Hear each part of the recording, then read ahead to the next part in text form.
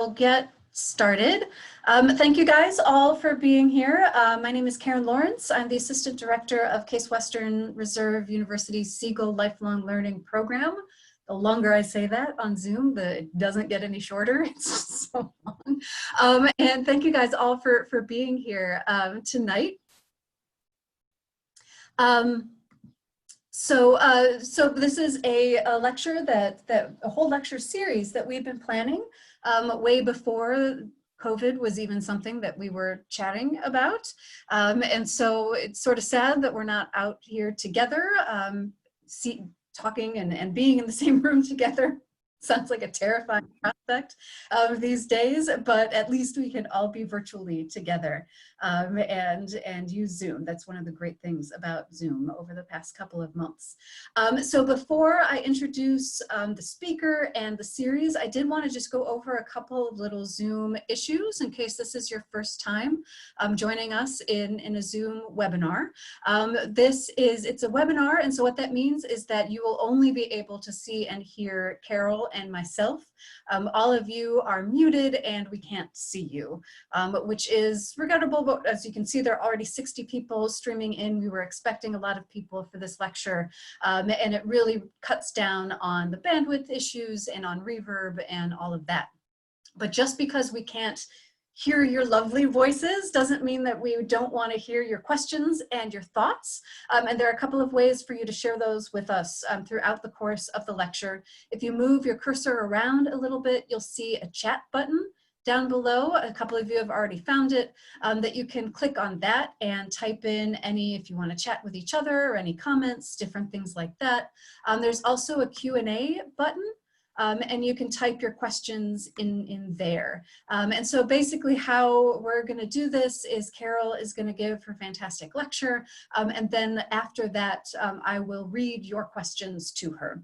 And we'll sort of have a little back and forth Q&A session. One of the things that I really actually like about Zoom, a great benefit of it, is that you don't need to wait until the end of the lecture to ask your questions. And so if there's something that is burning on your mind, just feel free to type it and it'll be there waiting for Carol when the lecture ends. So with that, welcome everybody to this Women's Empowerment Series that the League of Women Voters of Greater Cleveland, Cleveland History Center, and Siegel Lifelong Learning of Case Western Reserve all planned to celebrate the 100th anniversary of the 19th Amendment.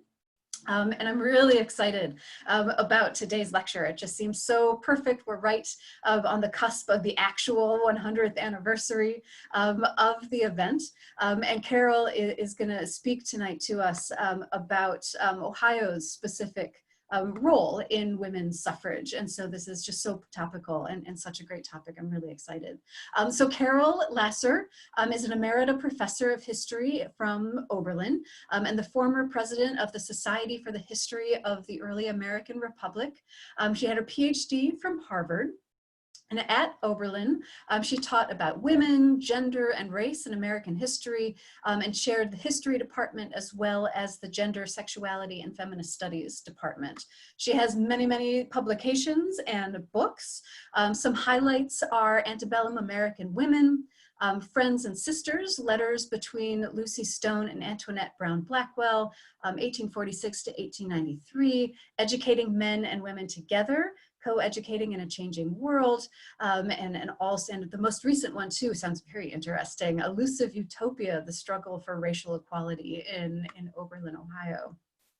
And what's really so great and topical about her talk today is that in 2020, the centennial year of the 19th Amendment, she's really focusing on talking about this critical role of race and race relations in the struggle for passage of women's suffrage, which is something that was sort of not enough focus was put on that for far too long, as a lot of us know. And so her most recent publications actually include biographical sketches of the African-American suffragists, Lethia Cousins Fleming and Blanche Virginia Harris Jones for America's National Biography. And so this is just such a great topical lecture that she's going to give for us today. And so with that, I'm going to pass it over to you, Carol. I already got a little note that your microphone is a little quiet. And so if you could either turn up your volume a little or just make sure to speak loudly. That would be great.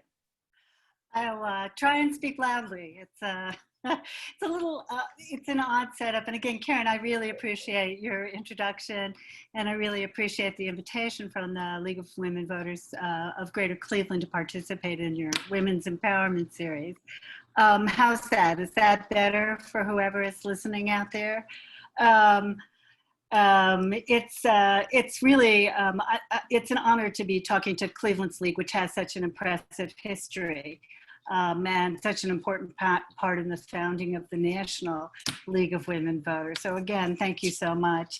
And thank you to Case Western Reserve for hosting me. I mean, the institution is going to be doing a big job hosting in just 2 months our first national debate. And, you know, that'll make, you know, it's part of what makes 2020 such an absolutely critical year. It's hard to think about a time in which women didn't vote for president. But tonight, let's talk a little bit about how that came about. Let's think about what this 100th year, this centennial of the 19th Amendment means. It's a pretty straightforward amendment. Okay, here's the technology. There it is. Okay, it's a pretty straightforward amendment. As you can see, it reads very simply: the right of citizens of the United States to vote shall not be denied or abridged by the United States or by any state on account of sex, and was adopted almost 100 years ago. But as you know, it was a fight to achieve this. And yet, as my talk will make clear today, although I think that the 19th Amendment is a big deal, the expansion of democracy is always a big deal. This is a centennial that we should commemorate, but I'm sorry, not celebrate. Well, why is that? The problem is, as I see it, despite what the 19th Amendment says, the 19th Amendment did not, in fact, bring votes for women to Asian American women.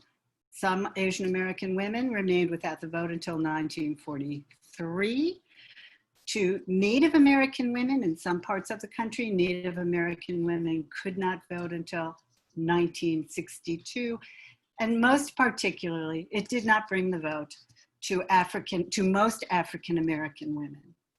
In fact, not until 1965 were African American women really guaranteed the right to vote. And these omissions, as I want to sort of talk about tonight, these weren't accidents or oversights. The exclusion of African American women in particular was integral to the strategy that white women suffragists used in order to secure the adoption of the 19th Amendment. So I think it's important that we recognize the complicity of white suffrage leaders with a casual, everyday racism. And looking at racism in the women's suffrage movement, I think, has never been more relevant in the time of Black Lives Matter. It behooves us to be honest if we're going to move forward in a movement that is really meaningfully inclusive, diverse, and anti-racist.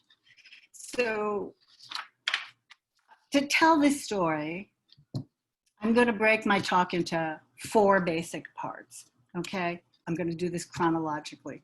In the first period, we're going to look at the Abolitionist Feminist Alliance, the period before the Civil War, when feminists learned their strategies in what some people have called the school of anti-slavery. We're then going to look at a period following the Civil War, when there were splits over race and gender priorities, and resulting from that, some really hateful rhetoric that became part of the women's suffrage movement. We're going to look at what happens in the 1890s with the reunification of the suffrage movement and the maturation of what I will call the Southern strategy. And finally, we're going to come back to Ohio's push for suffrage in the years leading up to the ratification of the 19th Amendment. Now, conclusion, spoiler alert, turn off your volume now if you don't want to hear. What I'm going to end by suggesting is, again, that Ohio's women's suffrage movement in particular bent the color line, but it did not, and it encouraged activism by both Black and white women. But white women in the final stages of the fight for the vote did not confront the underlying problems of racial inequality in this state. So that's the basic, that's where we're going. And to begin then, let's look at two of the most famous abolitionist feminists. Abolitionism and feminism grew up hand in hand as part of the great reforms of the 1830s and 1840s. As I said, many women's rights advocates got their start in the anti-slavery movement. They learned about inequality, they learned about lack of rights. They began to think about the rights denied to them as people in the United States. So in the pursuit of emancipation and equality for Black people, several women, many women in Ohio as elsewhere, raised question about their own civil and political status.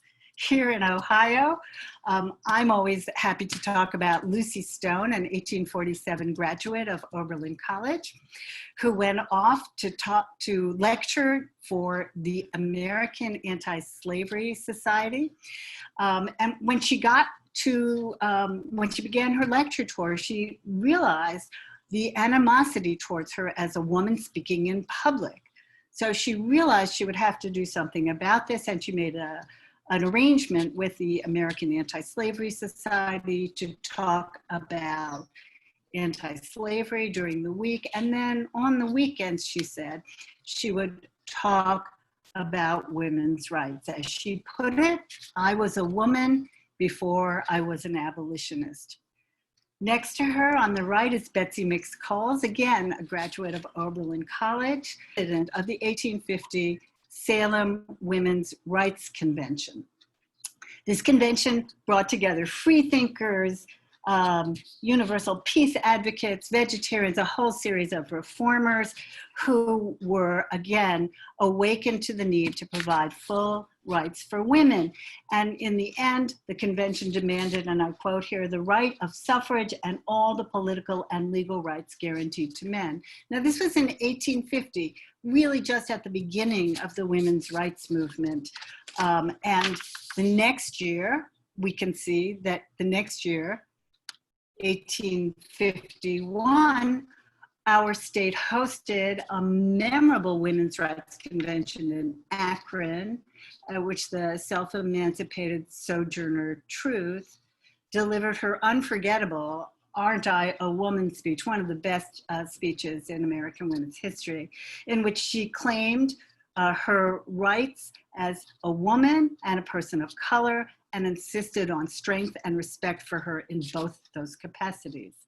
So these Ohio abolitionist feminists left us a very proud legacy. Now, during the Civil War, abolitionist feminists threw themselves into supporting the Civil War efforts of the North, vowing to end slavery and support all of the troops in the field. In Ohio, they rolled bandages, they nursed casualties as elsewhere.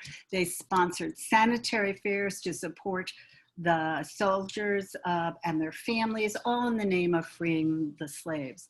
But tragically, at the war's end, Ohio fell in line with an increasingly, with a women's suffrage movement that increasingly deserted the cause of racial justice. Now, to say this is maybe somewhat surprising because the American Civil War ushered in the passage really in 5 years of 3 transformative amendments, the Reconstruction Amendments. The 13th Amendment, passed in 1865, ended slavery. The 14th Amendment, proposed the next year, 1866, and ratified in 1868, assured citizenship to all persons born or naturalized in the United States. That is, it ensured that African Americans were citizens. And it proposed to penalize states that disenfranchised any male voter. So it implied the vote for African American men. The 15th Amendment, proposed in 1868 and ratified in 1870, clarified that the race, color, or previous condition of servitude Sounds good. But what's missing there, according to the abolitionist feminists, or at least some of them, was any mention of race. And some of them felt profoundly angry at this omission. Susan B. Anthony, on your right there, was among those who was most furious. Anthony had been brought up in an abolitionist household. She had been committed to abolition from the beginning. She had supported Black troops, the mobilization of Black troops, which was in some ways a controversial idea that with the enlistment of Black troops, people would be able to reflect on the need for women's equality as well. She thought that women would, as she put it, pass through what she called the constitutional door on the strong arm and blue uniform of the Black soldier. So she and other abolitionist feminists felt betrayed when the 15th Amendment passed without any notion of including gender, or as they would have called it in the 19th century, sex, as one of the qualifications that should not prohibit suffrage. As she put it, I will cut off this right arm of mine before I will ever work or demand the ballot for the Negro and not the woman. Now, in contrast, many male former abolitionists prioritized Black suffrage, insisting that Black men really needed to be able to vote because of the rising violence against them in the post-Civil War South. They feared this reactionary violence, and these are primarily male abolitionists. They said, this is the Negro's hour. And they asked their feminist abolitionist allies to support them in their campaigns for votes for Black men, assuring women, your turn will come next. Now, Anthony was furious. Working with Elizabeth Cady Stanton, the two founded the National Woman Suffrage Association, seeking women's rights and refusing to work for Black equality. It's one thing to remain silent and not talk about Black enfranchisement, but Stanton and Anthony's work moved even further from their abolitionist origins when they embraced the support, this is both financial and logistical support, of a man named George Francis Train, very successful, and really a political gadfly. He was called by the abolitionist William Lloyd Garrison a crack-brained semi-lunatic. But he stood up to support the speaking tours of Stanton and Anthony, and even funded the publication of their newspaper. You can see the masthead here, The Revolution, a provocative title. And its masthead motto, you can see part of it there, is men their rights and nothing more, women their rights and nothing less. Now, sounds good, but the paper also featured Train's rants against Black male voters, sometimes using the N-word, and it did nothing to temper the racism now articulated by Anthony, and sometimes especially by Stanton, who became infamous for one particularly offensive tirade in which she ranted, and she's using slang stereotypes here. She says, think of Patrick, slang for an Irish man, and Sambo and Hans and Young Tong, all of these slang ways of denigrating these ethnic groups. Think of them who do not know the difference between a monarchy and a republic, who never read the Declaration of Independence, making laws for Lucretia Mott. And here she's trotted out the name of the venerable Quaker suffragist, Lucretia Mott, who had been, again, present in 1848 at Seneca Falls. Stanton and Anthony insisted that they wanted what they called impartial suffrage. They said they wanted votes for all educated people and the equal disenfranchisement of all illiterates, both native-born and foreign-born, whatever their gender. But in practice, this meant taking the vote away from most newly freed men and keeping it from newly freed women. It is a terrific disappointment that they deserted their commitment to racial justice. Now, not everybody followed Stanton and Anthony into the National. Lucy Stone, our own Ohioan, and her associates worked for the 15th Amendment, founding the rival American Woman Suffrage Association. Stone was among those abolitionists who recognized that Black men had a special need for the vote. And as she put it, I would be grateful if anyone could get out of this pit being the lack of full citizenship. But before we applaud Stone, her organization too became embroiled in racist strategies. Stone's husband and co-worker in the suffrage cause, Henry Brown Blackwell, tried to tempt the leaders of the former Confederate states, now coming back into the Union, into accepting both African American suffrage and women's enfranchisement by explaining your 4 millions of Southern white women will counterbalance your 4 millions of Negro men and women, and thus the political supremacy of your white race will remain unchanged. Blackwell tried to assure the South then that demography could provide for white supremacy. Now, at that time, Blackwell's plan did not find too many takers in the states below the Mason-Dixon line. Rather, in the years immediately following during the Civil War and into Reconstruction, Southern white men found a different and more direct way to maintain control, using a combination of outright violence, poll taxes, literacy tests, grandfather clauses, the biased manipulation of registration procedures. The states of the former Confederacy nearly eliminated, let me say this again, nearly eliminated African-American voting by 1900, fully eviscerating the provisions of the 15th Amendment. So by the beginning of the 20th century, when more than 90% of all African Americans still lived below the Mason-Dixon line, less than 5% of the eligible men of African descent, that is less than 5% of Black men in the South, were registered to vote. Pretty distressing statistic.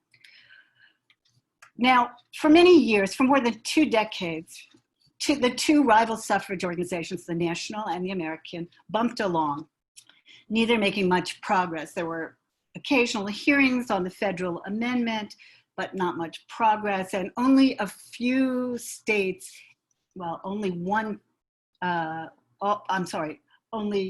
territories in the West, 4 of them, added woman suffrage. So those territories, those Western territories, Wyoming, Utah, Washington, Montana, as territories added woman suffrage. So finally, in 1890, these 2 struggling organizations came back together with the remarkably creative Suffrage Association, and each side brought with it a heritage of racism.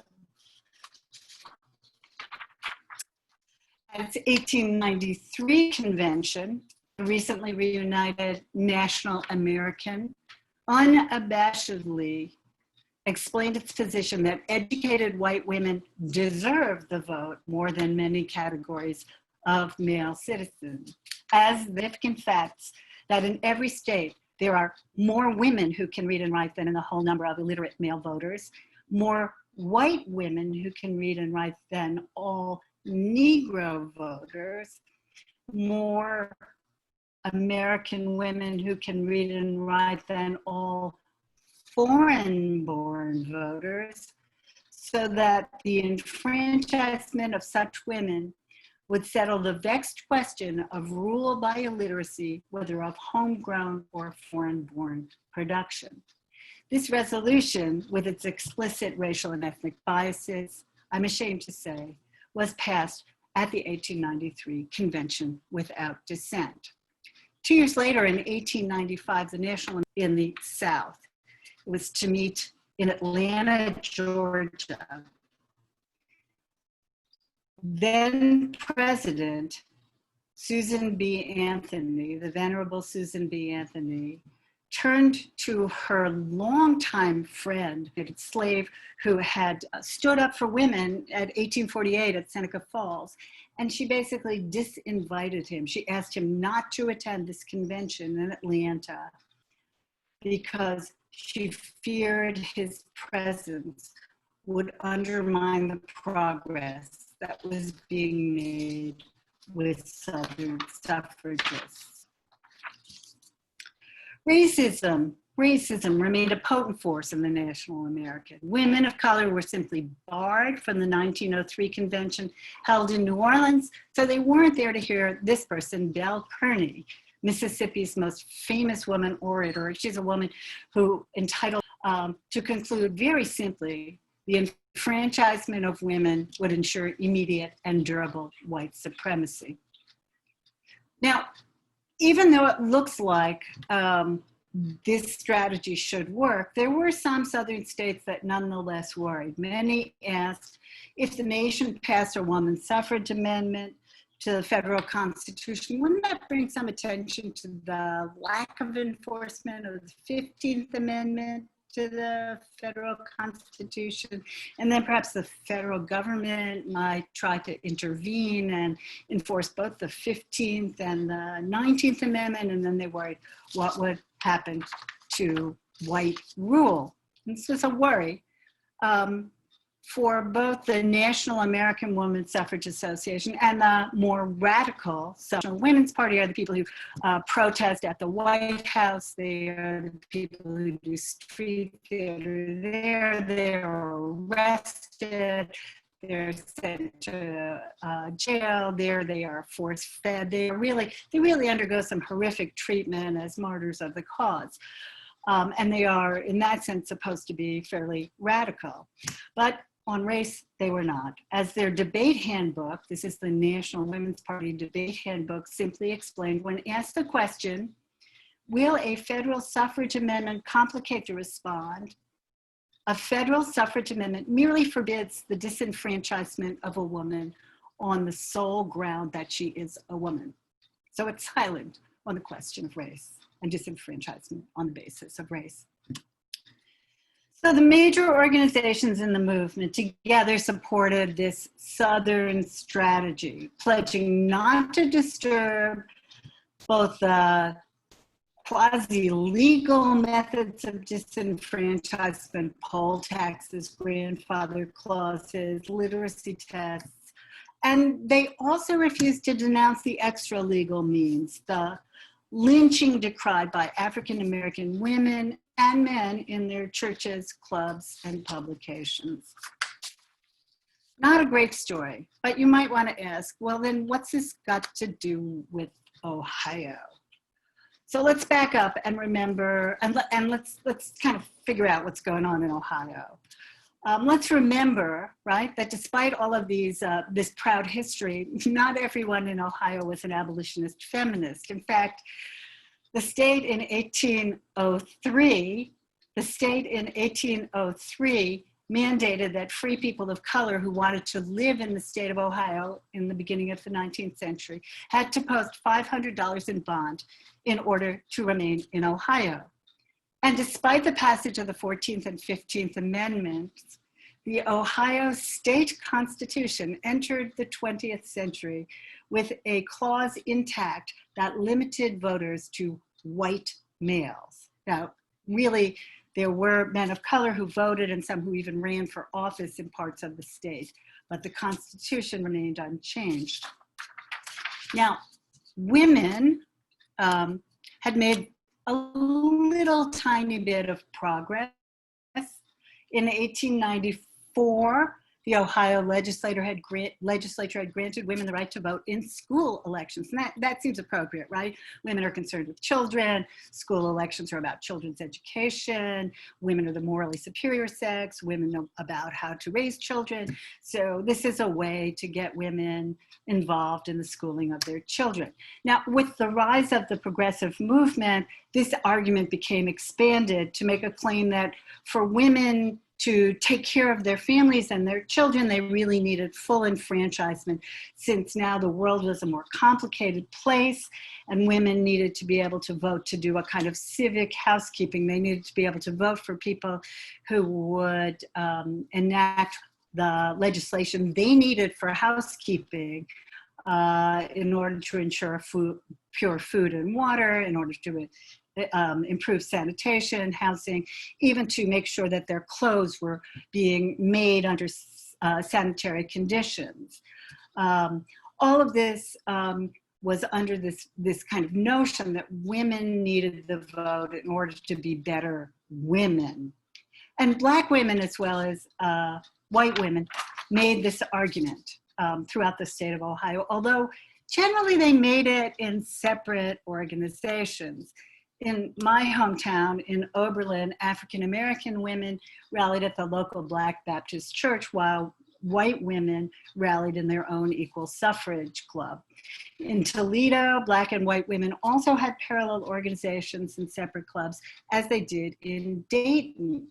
But in Cleveland seems to have been a little different. Most gatherings were separate, but I found some interesting evidence that a handful of African-American women actively participated in the city's suffrage movement alongside white women. Jane Edna Hunter, pictured here on the left, and founder of the philanthropic home for young Southern migrant women, along with Lethea Cousins, pictured here on the right, Lethea Cousins Fleming, who was a Republican political operative, got together with Mary Martin, also a woman of color, and later the first Black woman to serve on the Cleveland School Board. And they met downtown with women like Elizabeth Hauser, a key aide to Cleveland's progressive mayor, Tom Johnson, and an absolutely critical figure in the women's suffrage movement. So Cleveland does seem to have had something of a more flexible color line. For example, in 1913, this is by way of contrast, the great 1913 suffrage parade in Washington, D.C. Had Black suffragists march separately from the main body of the parade. In Cleveland, Black women and white women marched in the same parade, sometimes side by side, in the parades in 1912 and 1914. I wish I had a picture of these integrated parades. This is actually a picture of the most famous float at the 1912 parade. In Columbus, women suffragists also boasted inclusivity. They had two floats specifically devoted to Black women's suffrage, one with a tableau of Lincoln signing an Emancipation Proclamation, and the other with a banner reading, not quite historically correctly, but reading, "The white man freed us in 1861. We propose to free women in 1912. I really wish I had photos of that, and if any of you have photos or know where I might be able to find them, please, by all means, be in touch. African-American suffragists were also, with Ohio roots, were also really important leaders in the national movement. I'm going to name three here. In the middle, my favorite, Mary Church Terrell, again, an Oberlin College graduate. She was with her daughter, one of the Mary Church Terrell was with her daughter, one of the very few African-American women to join the militants in picketing Woodrow Wilson's White House.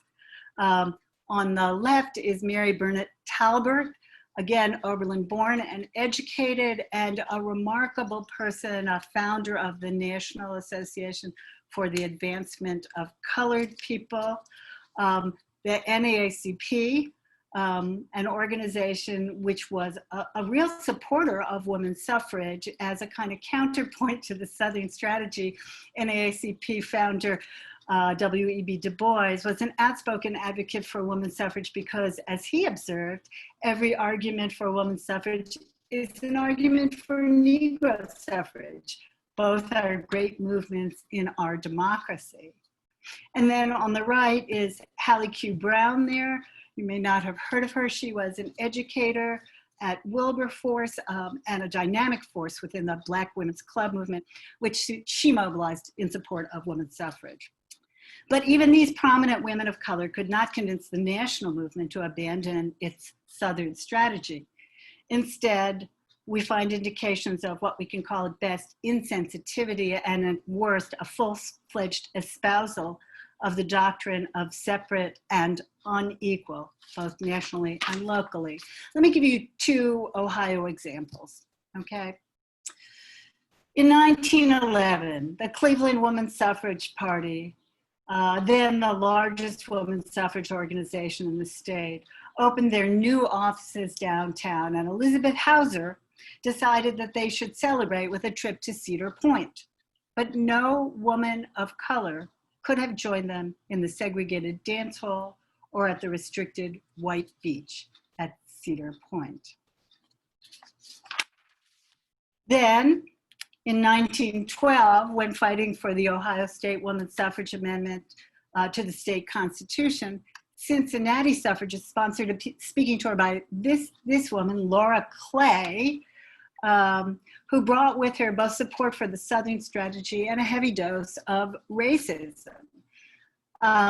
Clay is an interesting character because she was soon to leave the National American for a Southern Women's Suffrage Association, which only wanted state-level women's suffrage and really fearful of federal amendment. And then finally she decided that even that would not assure white supremacy in the South, so she turned against women's suffrage altogether.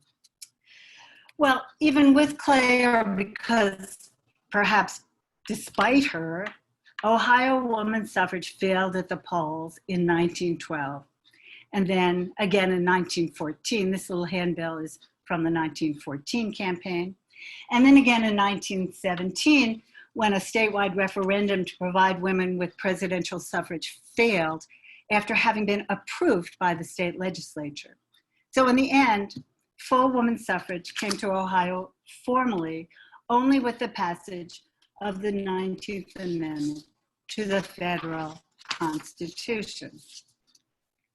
And these Ohio campaigns were happening at the same time that nationally women were beginning to really make some progress in a variety of states, starting in the West and looking to you can see the white states had already enfranchised women. The California referendum enfranchising women in particular provided enormous momentum, and the National American thought that literally suffrage would stride across the states.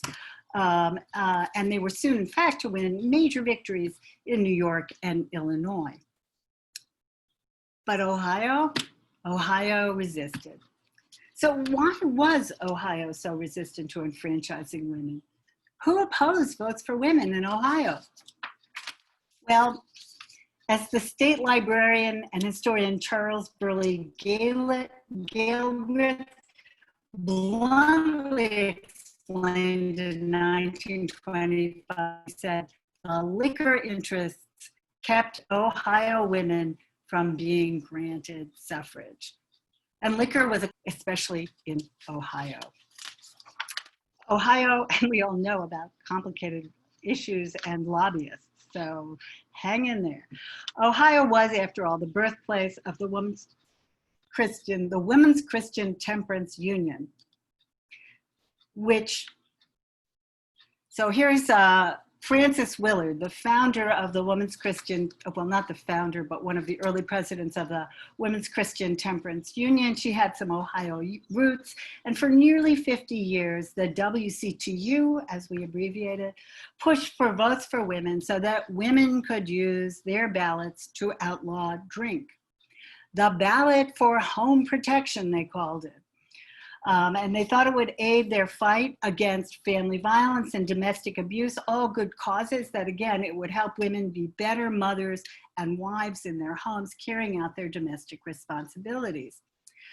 a logical argument, but again, going back to my hometown, Ohio, Oberlin, this argument could sometimes get a little out of hand, and advocates, prohibitionists could become puritanical localists. I'm just going to tell two quick stories. They worried that anything short of totally banning alcohol would result in, and yes, this is from the minutes of the Oberlin WCTU, young men becoming hopeless drunkards because of the brandy in their mother's apple pies. They also worried that young men might become addicted to the alcohol in cherry cordial candies sold in their local confectionery. Now, we make fun of this, but suffrage and temperance moved hand in hand, and many women of color came to the suffrage movement through the temperance movement. Black women's clubs and churches sought in part to defend the reputations of the Black community, which was often slandered by racist rhetoric that portrayed African-American men made mad by drink. So this was a kind of quest for respectability on the part of African-American women and empowerment through temperance and the vote. To be sure, many women suffrage advocates did not want to be tied to temperance. Many of them were what we would think of as kind of part of the progressive movement. They supported hour and wage regulations to benefit working women. They promoted public health. They promoted public education improvements. They saw temperance as kind of backward looking and old fashioned. These were women like on the left there, Belle Sherwin, Cleveland born, Wellesley educated, founder of the Cleveland Consumers League, the Cleveland Visiting Nurses Association, the Cleveland Women's City Club, just about any progressive organization that allowed women. She was a founder. The Cleveland Welfare League. She was also president of the Women's Suffrage Party of Greater Cleveland, and later a president of the National League of Women Voters. On the right, another progressive woman, Florence Ellen Wood Allen with Cleveland roots. She was internationally educated, earning finally a JD from NYU, New York University. She was committed to immigrant education, fair employment for women. She would go on to become the first woman elected to a judgeship in Ohio, the first American woman to serve on a state Supreme Court, and the first woman appointed to a federal circuit court. So these were movers and shakers in Ohio's women's suffrage movement. Although they could, and occasionally did, work in coalition with women of color, they were mostly silent on race. But on one thing, they were absolutely clear. They wanted to disentangle suffrage and prohibition. Yet, despite their wishes, the well-financed liquor lobby had other ideas. And again, we know about what lobbyists can do. They worked hard to convince the public, these liquor lobbyists, that voting women would make Ohio dry, and they had lots of money to do it with. The intoxicating beverages were no small business in Ohio in the teens. In 1910, the state of Ohio ranked third in the country for the number of beer breweries. And around then in Cleveland alone, just Cleveland, beer did more than $5 million in business. And that's equivalent to something like $135 million today. We are talking big bucks. They convinced the public that temperance would mean the end of personal liberty, that is the ability to choose to drink. And this cartoon has the Anti-Saloon League, which is the political wing of prohibition, and enshrining the death of personal liberty with because of the fanaticism of the prohibitionists. Like many lobbyists, the liquor lobby insisted they were the voice of the people. Like many lobbies, they created a multiplicity of organizations to carry out their bidding. One of them was the Home Rule Alliance, creating a kind of sense of localism like astroturf organizations today. Strategically, they also concentrated on pouring money into Ohio's German-American alliance. The German-American alliance was a particularly important locus of anti-prohibition agitation. They defended, the German-American alliance defended beer, and it was a moment in Ohio history when perhaps a third of all Ohioans had some connection to German ancestry. So this is a very big organization. And part of the mobilization of the the anti-prohibition forces that defeated amendments to the Constitution in 1912, the state constitution in 1912, in 1914, and the defeat of the 1917 referendum. Lots of money, lots of antagonism. It's only really with the coming of World War I that the liquor interests were defeated. And then only, I would say, by mobilizing what I find to be a kind of really troubling xenophobia. With the coming of the Great War, Germany became the enemy, Germans became the enemy, and then German Americans became suspect, and their beer became suspect. So here is a slide of the Hun Rule Association demonizing alcohol and its association with the wartime enemy. In case you missed the point, the prohibitionists, that is the prohibitionists, also came up with cartoons like this, demonizing the Germans. Here he even has the pointed underneath that helmet there may be some horns. So the demonization of Germans succeeded where the plea for the inalienable rights of women had failed. That is, the Great War brought the ratification of the 18th Amendment, banning the sale and manufacture of alcohol. And in the aftermath of the 18th Amendment, the liquor lobby largely gave up its campaign against women's suffrage. And so, when given the chance, Ohio was finally there among the first 5 states to ratify the 19th Amendment. The liquor interests no longer held power. All right. Let's stand back and look at all of this and bring this to a close. When we evaluate how issues of race and nationalization played in the fight for women's suffrage, what can we conclude? Well, we know that our state produced some really important suffrage leaders, Black and white, and in a few pockets within our state, white women reached out across lines of race and forged intercultural ties to struggle alongside Black women to achieve suffrage for women, the passage of the 19th Amendment. In other places, Black and white women participated in parallel organizations to fight for the right to vote. Yet, when confronted, Ohio's white suffragists, I'm sorry to say, did not directly challenge the color line. Instead, they continued to support a women's suffrage amendment that ignored the Southern disenfranchisement goal. You can see the anger and disappointment in this cartoon, this 1913 cartoon, which I believe first appeared in the Crisis, the journal of the NAACP. Nationally, as well as locally, Black women could be disappointed by the failure of white suffragists to embrace racial justice. And nationally, as well as in Ohio, suffragists accepted the demonization of foreigners.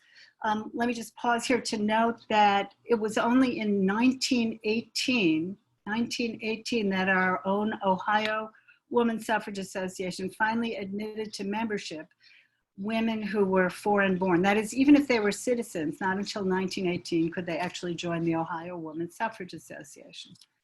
So even in Ohio, suffragists fell short of what we might today have wanted them to do. And as I've been suggesting, this was not accidental, but political strategy.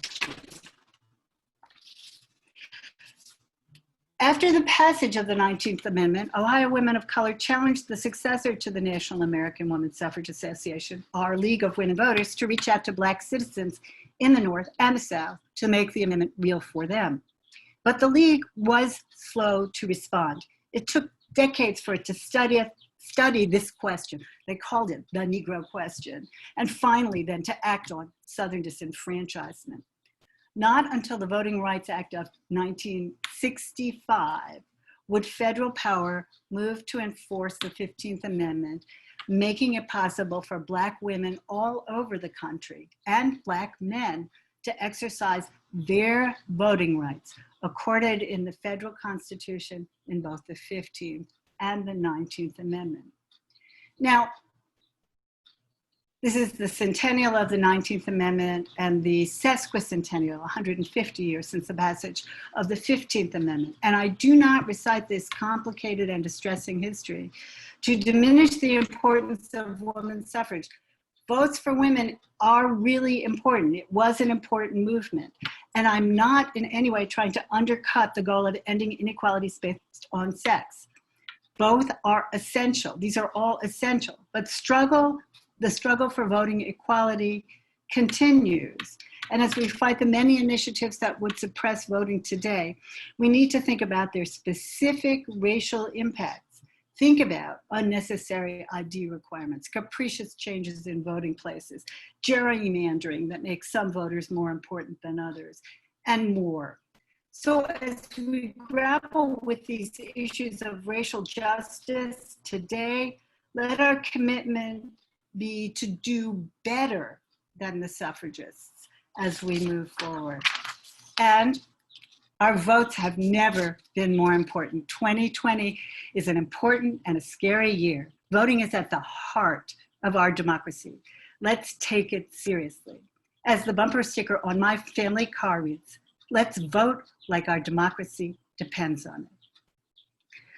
So I want to thank you. And if you're interested in reading more, there is a women's suffrage reading list that I worked on with Treva Lindsay and Sarah Hedrick to create for the League of Women Voters of the state of Ohio.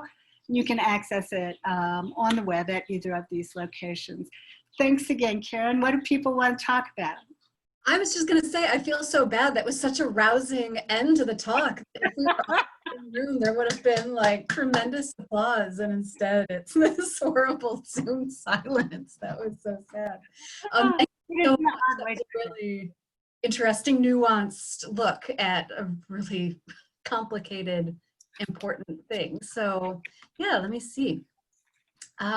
We had a lot of good sort of discussion going on in the comment too. One of the questions is, earlier on in the talk, you were sort of batting around numbers about how in 1893, this many people and this many African Americans and that sort of thing.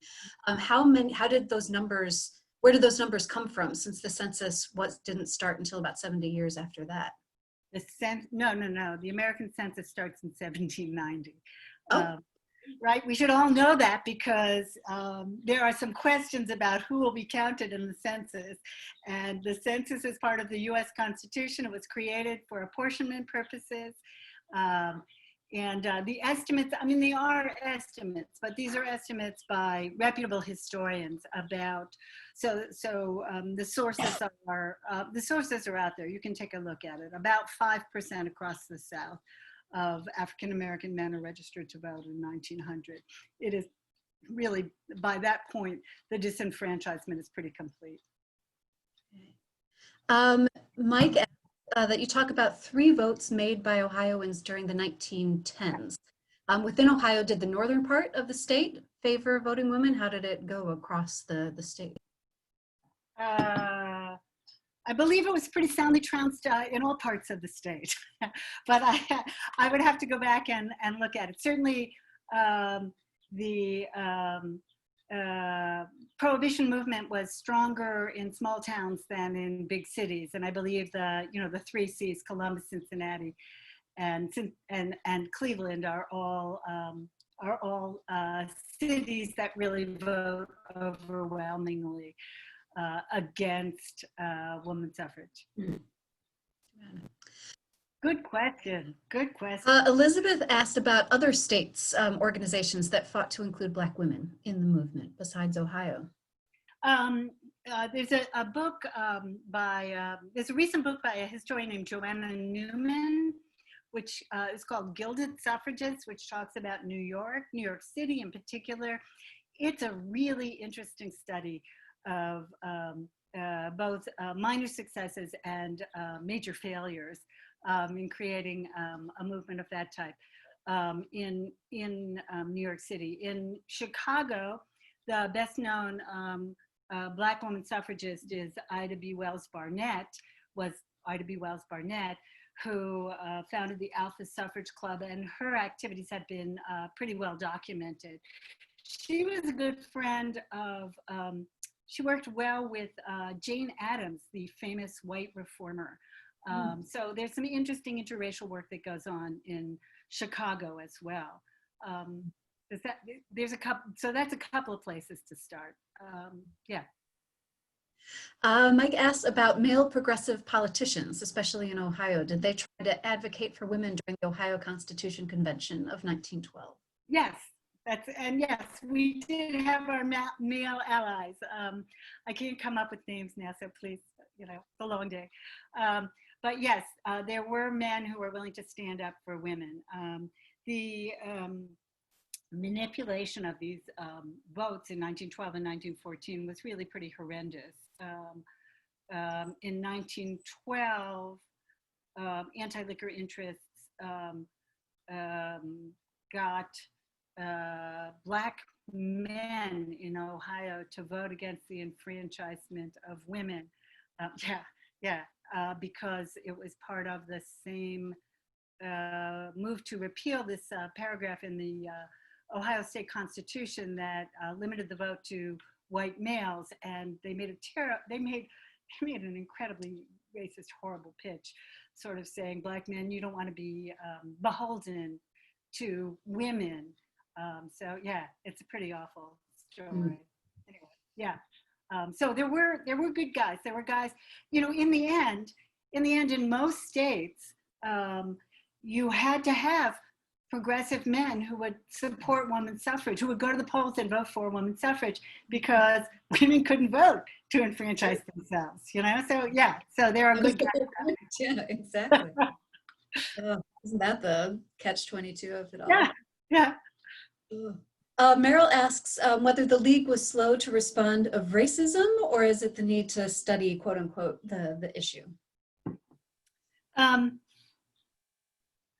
It's a very interesting question, and let me see if I can try and answer it.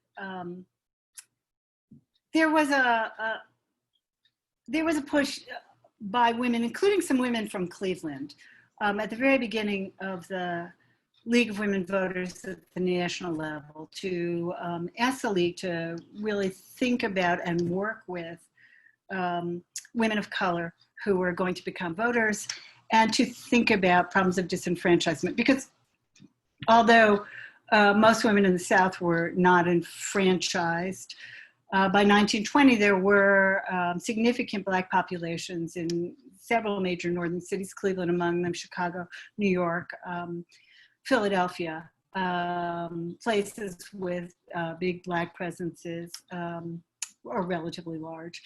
And there were actually pockets in the South where there were women coming out of primarily centers for historically Black colleges and universities, African-American women who were voters.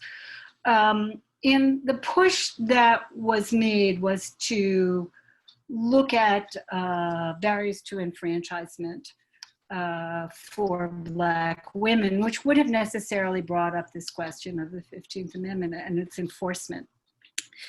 The League tried to, in 1921-22, begin a study of what they said was, they called it the Negro problem,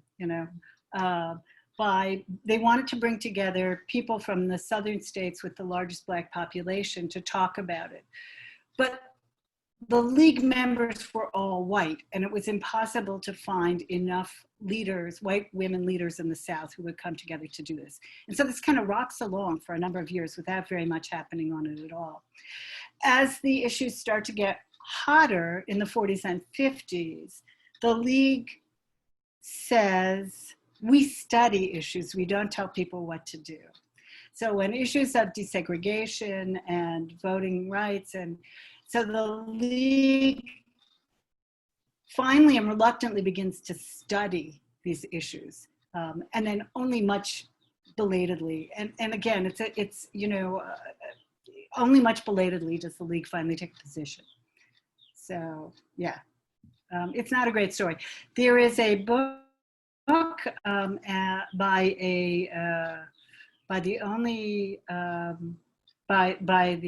I wish I could remember her name, and I'm sorry, this is really awful, but there is a book by a former head of the League of Women Voters that is an excellent study of this.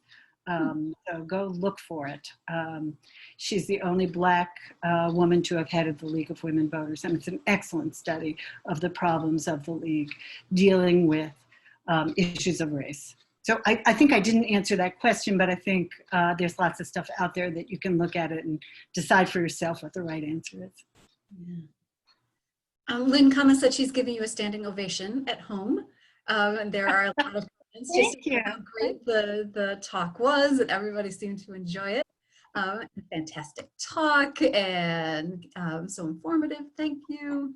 Jonathan asks, how did the controversy over women's suffrage in 1912 affect the proposed Ohio constitutional amendment to repeal the whites-only voting provision? Right, so it wasn't repealed in 1912 because, because it was tied to then we would be enfranchising women. So, so it was very closely tied. Mike and Marianne came to our rescue. It's Carolyn Jefferson Jenkins. Thank you so much. Thank you. It is the untold story of women of color in the League of Women. It is a fascinating read. And again, if we want to do better, I think it's an important book to read. Adding that to my list for sure. And then Leslie asked if you could repeat your comments about free people of color having to pay $500 to live in Ohio, and about what the Ohio Constitution said about free people of color early on. Okay, so in 1803, as the Constitution is written, it insists that people of color have to post a bond of $500 if they're going to stay in the state. That is repealed before the Civil War, but it is there for, I think it's repealed in the 1840s. I should know this, that's my time period. But it is not enforced most of the time, but it's there as a kind of, you can pull the trigger if you want someone to have to move. Yeah. And I think that's it. Does anybody have any last questions, comments, anything you want to ask? Give it a couple of seconds. Going once, going twice. Thank you again so much. And I also want to say, Mike reminded me that this talk was originally supposed to be at the Rocky River Public Library, and so thank them for the promise to host, even though we couldn't actually be there. So thank you again, Carol, so much, and thanks to the League of Women Voters of Greater Cleveland and the Cleveland History Connection, Cleveland History Center, I'm sorry, for co-sponsoring this with Siegel Lifelong Learning, and that was truly a great talk. Thank you so much. Thank you. It's been great being with you. And let us all commemorate and do it better this time. So yeah, thank you. Great by voting. Okay. Yes, let's vote. Okay. Bye. Everybody have a great night.